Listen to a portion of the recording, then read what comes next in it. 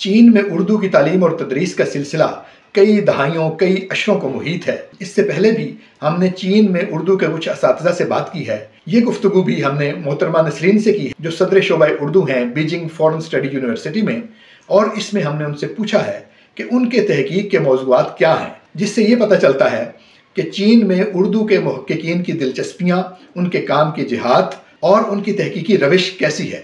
Video کی طرف جاتے ہیں، لیکن اس سے پہلے اگر آپ چاہیں کہ شوق کا یہ سلسلہ تعلق میں بدل جائے تو چینل سبسکرائب کر لیجئے۔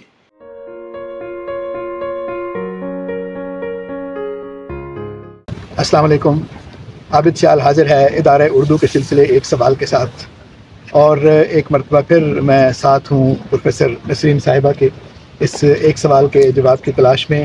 چین میں ہم موجود ہیں اور یہ یونیورسٹی ہے بیجنگ فارن اسٹڈیز یونیورسٹی۔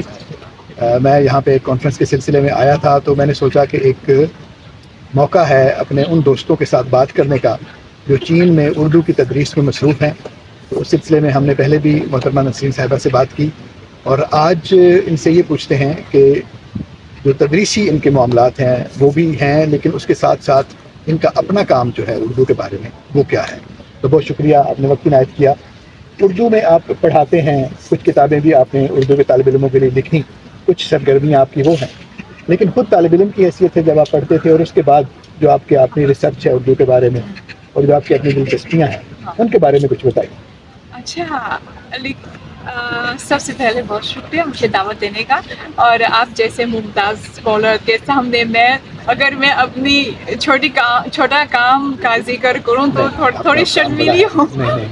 نہیں، پہلے تقریباً 20-25 سال پہلے میں نے اردو پڑھنا شروع کی، اور بیچلرز ڈگری کرنے کے دوران میں نے صرف جو زبان کی اسکلس کو بلند کرنے کے لیے کوشش کی، اور پھر اس کے بعد ایم اے کرنے کے دوران چونکہ میرا شوق ہمیشہ اردو ادب سے ہے، اسی لیے ایم اے کرنے کے دوران میں نے علامتی جو ادب اس پر زیادہ توجہ دیتی تھی اس وقت، اور میں نے اپنے مقالے کا عنوان جو نثار حسین قرار دیا۔ مجھے جو اس طرح کے جو ناول اور افسانے بہت پسند آئے، لیکن پڑھنے کے دوران مجھے لگتا ہے کہ اگر ہم کنٹمپرری موجودہ یا جدید ادب کو گہرائی سے سمجھنا چاہتے ہیں تو ہمیں ضرور پاکستان کی تاریخ پر نظر ڈالنی ہے۔ اسی لیے میں نے متعدد جو تاریخ کی کتابیں پڑھی، اور مجھے زیادہ شوق پیدا ہوا جو کیا کہتے ہیں برطانوی جو کلونیل پیریڈ کے ادب، خاص طور پر جو کلونیل برطانوی راج کے دوران مسلم کمیونٹی کے ابھرنا، اور اس دوران ان کے لکھے ہوئے چیزیں، مضامین یا very early novels from deputy Nazir Ahmad etcetera. اور میں نے بھی توجہ دی کہ اس دوران تحریک پاکستان، حتیٰ کہ اس سے پہلے جو سارے انڈیا سب کانٹیننٹ کے انڈیپینڈنس وہ کے دوران جو ویمن کا ایشو، خواتین کے حقوق، جیسا کہ آج کل ہمارے اسٹوڈنٹس پڑھ رہے ہیں سر سید کے تہذیب الاخلاق سے، ہم نے کچھ مضامین کا انتخاب کیا اور بچوں کو سکھایا، اور ان کا ایک لکھا ہوا مضمون ہے کہ عورتوں کے حقوق۔ میں نے لگتا ہے کہ خواتین کے حقوق کے بارے میں کچھ مصنفین نے لکھا ہے، جیسا کہ ڈپٹی نذیر احمد یا رشید الخیری وغیرہ، اور بعد میں خواتین خود مصنفین بن گئی، تو اس موضوع پر میری بہت زیادہ دلچسپی بڑھ گئی۔ اس لیے جو پی ایچ ڈی کرنے کے دوران میں نے اسی بارے میں کچھ کام کیا، اور مجھے لگتا ہے کہ یہ مقالہ لکھنے کے ساتھ ساتھ مجھے کچھ ایسی ناول کا ترجمہ بھی کرنا چاہیے تاکہ चीनी क़ारीन जान सकें कि उर्दू की जो शुरू इब्तिदाई नावल किस तरह के होते हैं। बहुत अच्छा है, अगर ऐसा हो तो बहुत अच्छा है। जी जी, इसीलिए आजकल मैं कर रही हूँ फ्रॉम उर्दू टू चाइनीज़ तर्जुमा कर रही हूँ नज़ीर अहमद के मिरादुल उरूस और तौबादुल नुसूर, इस तरह के early novels. I think such novels they can not only express the अदबी ज़ायक़ा बल्कि it shows at that time period वो तारीख़ के उसी खुसूसी मरहले में मुस्लिम कौम के जो मुसल्लह हैं और अदीब हैं, मुफ़क्कर हैं, वो क्या सोच रहे थे। जो ये पहलू चीनी इल्मी दुनिया के लिए थोड़ा अजनबी है, इसीलिए मैं कुछ मुतारिफ करवाना चाहती हूँ। और इसके अलावा तो आप समझते हैं कि जो उस वक्त के लोग थे जो ये सोच रहे हैं वो बाकी जो आपने चीन का जिक्र किया जैसे, तो ये सारे इलाकों से कुछ आगे क्या सोच रहे थे? ये कुछ बेहतर है औरतों के बारे में उस वक्त सोचना, औरतों के मसाइल के बारे में और ये वो, क्योंकि उस वक्त इतना ज़्यादा औरतों के मसाइल के बारे में आगाही कम थी। मुझे लगता है कि इसी सिलसिले में चीन और इंडिया सब कॉन्टिनेंट के हालात बहुत मिलती जुलती हैं, क्योंकि चीन में भी सर सैयद जैसे एक मुसल्लह हैं लियांग क़िचाओ, उन्होंने भी बहुत ज़्यादा ख़वातीन की तालीम और इस्लाह के बारे में मज़ामीन लिखे हैं और इवन द मज़ामीन के मौज़ूआत भी बहुत सिमिलर हैं। ये बहुत दिलचस्प। इसका मतलब है सारे इलाके में एक वक्त में लोग एक तरह सोच रहे थे। जी जी जी, शायद ये तारीख़ की वजह से उस वक्त चीन और बरसग़ैर they are under the colonial क्या कहते हैं पीरियड राज। यस जी, उसी वक्त चीन और बरसग़ैर दोनों कॉलोनियल पीरियड में हैं, इसीलिए उनका मुश्तरका टास्क ये है कि ऐसे लोगों को निकालें। जी जी जी। अच्छा, तो उसके बाद इंतज़ार हुसैन को आपने अपने थीसिस के दौरान में पढ़ा और अपने पीएचडी के थीसिस के दौरान में आपने डिप्टी नज़ीर अहमद और उनके जो मुआसिर नावल निगार हैं उनके बारे में जाना। जी, और तो उसके अलावा आपका उर्दू का मुताला जो है वो किन किन गोशों की तरफ ज़्यादा रहा? उर्दू अदब के अलावा मैं ट्रांसलेशन से बहुत दिलचस्पी लेती हूँ। मसलन आपको मालूम है ना कि इस वक्त चीन और पाकिस्तान के दरमियान हुकूमती तौर पर एक ट्रांसलेशन प्रोजेक्ट है ना, जिसके तहत 50 works from Chinese to Urdu and 50 Urdu to Chinese Phoenix publishing. Yes मैंने इसमें कुछ हिस्सा डाला। मसलन शायद 2 साल पहले एक मजमुआ छपाया गया पाकिस्तान के उर्दू के अफसाने। इनमें हम बहुत सारे लोगों ने हिस्सा लिया और मैंने कई अफसानों का तर्जुमा फ्रॉम उर्दू टू चाइनीज़ मैंने किया। मसलन किन किन लिखने वालों के कोई अगर आपको नाम याद हो? जी, अफसानों का तर्जुमा मैंने किया, मुझे बहुत पसंद आए, जैसा कि अहमद जावेद साहब का कीड़े, yes that was very impressive. जी जी, ऐसे ही वो हमारे यहाँ अलामती लिखने वाले थे। हाँ, वो बहुत अच्छे अफसाना लिखा। अच्छा, मुझे उम्मीद है कि मुस्तक़बिल में मैं अहमद जावेद साहब जैसे ज़्यादा कंटेम्परेरी जदीद जो अफसाना वो मेरे उस्ताद थे। अच्छा और अच्छा जैसे मुमताज़ मुसन्निफ़ीन के ज़्यादा काम चीन में हम ला सकते हैं। ठीक है, तो आपके जो साथी हैं दूसरी शबनम जिनका नाम है, तो उन्होंने डॉक्टर रशीद अहमद साहब पे काम किया था मेरे ख्याल में। उसका मतलब है कि उस वक्त के अफसाना निगारों पर ज़्यादातर यहाँ के लोगों ने काम किया है। तो अच्छा, ये फरमाइए कि आजकल जो है वो क्या प्रोजेक्ट है आपके पास? अच्छा, आजकल मैं एक किताब का तर्जुमा कर रही हूँ फ्राम चीनी ज़ुबान से उर्दू तक। ठीक है। वो है सूशी पर 10 लेक्चर।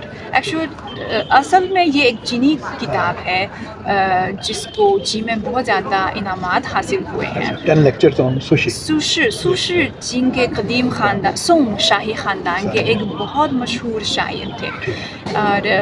और आजकल चीनी नौजवान वहीं दोबारा बहुत मोहब्बत उनसे करने लगे, क्योंकि सूशी की ज़िंदगी बहुत خصوصی ہے کہ پہلے وہ بہت ٹیلنٹڈ ہے، بہت اچھی شاعری، شاید سارے چین کی تاریخ میں بہترین شاعری لکھتے تھے، لیکن سوشی کم عمری میں وہیں جو شاہی امتحان میں پاس ہوا اور ایک اعلیٰ عہدیدار بن گیا، لیکن پھر سیاسی کشمکش کی وجہ سے اس کی تنزلی ہوئی اور اسے بہت دور علاقوں تک پھیلا گیا، اور نہ صرف یہ بلکہ بہت زیادہ دور دراز حالانکہ ویران علاقوں میں پھیلا گیا، لیکن پھر بھی وہ بہت ہی آپٹیمسٹک ہے، کبھی ہمت نہیں ہاری، اور ان کی شاعری میں اپنے آپ کی حوصلہ افزائی بہت کی ہے، اسی لیے اس طرح کے جو جذبہ ہے وہ آج کے چینی قارئین کے لیے بہت پرکشش ہے۔ ٹھیک ہے، مطلب اگر حالات آپ کے خلاف بھی ہیں جی تو پھر بھی آپ کو گیو اپ نہیں کرنا، چھوڑنا نہیں جی چاہیے، ہار نہیں ماننی چاہیے۔ جی، بلکہ وہ بہت ہی مشکل حالات میں اپنی زندگی سے لطف اندوز ہو سکتے تھے۔ بہت اچھا۔ جی، اسی لیے یہ کتاب یہ سوشی کا دیوان نہیں ہے بلکہ ایک ریسرچ کا ایک اور اسکالر نے جی سوشی کے بارے میں جی لیکچرز لکھے ہیں، جی جی تو اس کا مطلب ہے کہ ان پر تنقید ہے، کرٹیسزم آن سوشی، اور یہ تو بہت اچھا ہے۔ اس کی وجہ یہ ہے کہ شاعری اور جو افسانہ اور جو کریٹیو لٹریچر ہے اس کے ترجمے تو عام طور پر ہوتے رہتے ہیں، لیکن جو تنقید کا ترجمہ ہے یہ تو بہت خاص بات ہے۔ ہاں، لیکن چونکہ میرا خیال ہے کہ پہلے شاید اس سے پہلے سوشی کی شاعری کا ترجمہ پاکستان میں بھی کم ملتا ہے، اسی لیے میں نے اس کتاب میں بھی زیادہ سوشی کی نظموں اور نثر بارے کا ترجمہ بھی کیا، تاکہ ہمارے اردو کے قارئین نہ صرف سوشی کی حالات زندگی اور فلسفے کے بارے میں جان سکیں بلکہ سوشی کے نظموں سے بھی لطف اندوز ہو سکیں۔ ہاں، کچھ نظمیں بھی اس میں موجود ہیں، میں نے دیکھا تھا۔ ہاں، اور اس کے علاوہ آئی تھنک اگر ہمارے قارئین یہ کتاب پڑھ لیں تو وہ چین کے سونگ خاندان کی تاریخ اور چین کی قدیم سیاست، حالانکہ لوگوں کے درمیان جو تعلقات ہیں، سوچنے کے طریقے ہیں، اس کے بارے میں بھی زیادہ معلومات حاصل کر سکیں۔ اور اس میں وہ بھی تھا ایک بہت اچھا جو چین کا ایک اعلیٰ افسر شاہی کا ایک جو نظام ہے، بیوروکریسی کا جو نظام ہے، کیونکہ وہ بہت مشہور ہے۔ میں اور بھی کچھ جب چین کے علاقوں میں گیا تھا تو میں نے دیکھا کہ وہاں پر جو کچھ مجسمے بنے ہوئے ہیں تو لوگوں نے بتایا کہ یہ جو ہیں یہ فلاں منصب ہے ان کا، ٹوپی ایک خاص طرح کی پہنتے ہیں۔ تو جب وہ آپ کو منصب عطا ہوتا ہے تو چین میں بیوروکریسی کا نظام اور اس کا امتحان لینے کا طریقہ بہت پرانا ہے، بہت پرانا ہے، بہت پیچیدہ ہے، بہت پیچیدہ ہے، اور بڑی کوشش کے بعد آدمی جو ہے وہ وہاں تک پہنچتے ہیں۔ صحیح، شاید قدیم ہی زمانے سے چین کی آبادی بہت زیادہ تھی، تو اس لیے مشکل سے آدمی وہاں پہنچتا ہے، مقابلہ بہت سخت ہے۔ جی جی جی، مجھے امید ہے کہ یہ کتاب، یہ ترجمہ شاید اگلے سال اب مکمل ہو چکا ہے، لیکن اس کی اشاعت شاید اگلے سال میں ہوگی، تو جلدی ہی maybe at the end of next year 2026 کوشش کروں گی، کیونکہ چین میں یہ بھی ایک حکومت کی اسپانسرڈ پروجیکٹ ہے، اس لیے ایک سینٹرل کمیٹی اس کی نظر ثانی کرے گا جی، تاکہ اس کا معیار بھی یقینی ہو، تو پھر ہم پاکستان میں اس کو بھیج کر وہاں پہ شائع کریں گے۔ یہ بہت اچھی بات ہے، بہت ہی اچھی بات ہے۔ تو یہ تو ابھی چلے آپ نے کام مکمل کر لیا ہے اور ابھی اشاعت کے انتظار میں آپ اس کو دیکھیں گے، تو آگے کا کیا سوچتے ہیں آپ اپنے کاموں کے بارے میں، کہ اس کے بعد آپ کیا کرنا چاہتے ہیں؟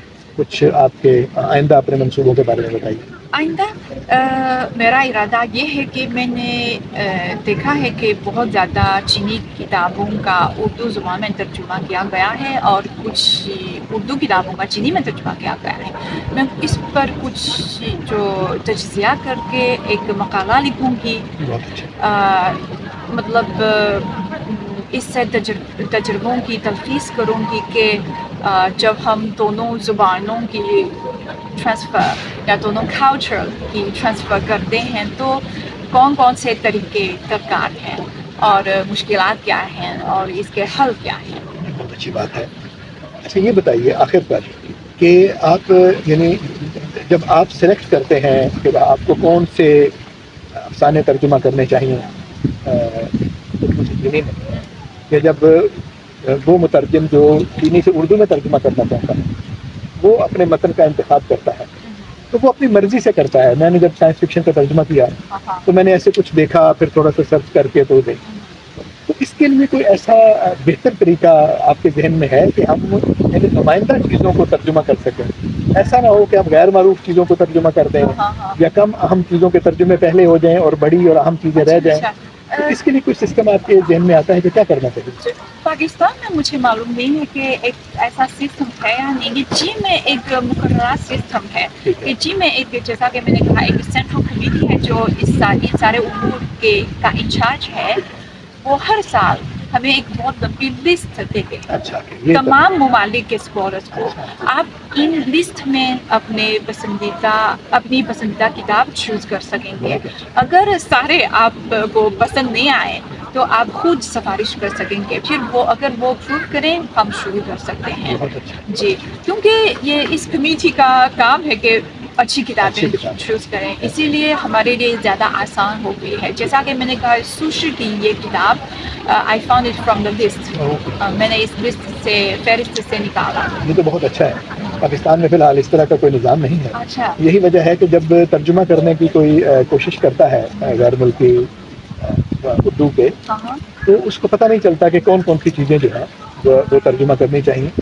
بعض ہماری اہم چیزیں جو ہیں وہ ابھی ترجمہ نہیں ہوئی لیکن بہت کم درجے کی. مطلب ایسا نہیں ہے کہ وہ نہیں ہونی چاہیے لیکن پہلے جو تعارف ہوتا ہے وہ تو ظاہر ہے بڑی اور نمائندہ چیزوں سے ہوتا ہے. اچھا. اسی لیے ایک کام بھی ضروری ہے کہ پاکستان کے کسی ادارے اور چین کے کسی ادارے کے درمیان ایک فارم رسمی ہو کتابوں کی فہرست. جی کتابوں کی فہرست کا ایک تبادلہ ہر سال میں 2-1 دفعہ ہونا چاہیے. تو اس سے مترجمین کو بہت زیادہ سہولت ہو جائے گی کہ ان کے پاس لسٹ پہلے سے موجود ہے اور اپنے وہ میلان طبع کے مطابق اس وہاں سے سلیکٹ کر کے اپنا کام کر سکتے ہیں. تعاون کی بہت بڑی گنجائش ہے. ایسے ہی. بہت شکریہ. آپ نے بڑا وقت عنایت کیا اور بہت تفصیلی بات آپ سے ہوئی. اور یہ جو آپ نے کام اپنا بتایا ہے اس سے ہمیں صرف یہ نہیں پتہ چلتا کہ آپ نے کیا کیا ہے بلکہ یہ بھی پتہ چلتا ہے کہ اردو کے بارے میں ہمارے پاکستان سے باہر کی جو پیش رفت ہے وہ کیا ہے. تو آپ ایک نمائندے کی حیثیت سے ہیں. تو بہت شکریہ. بہت شکریہ. امید ہے کہ ہمارے دوستوں کو یہ باتیں پسند آئی.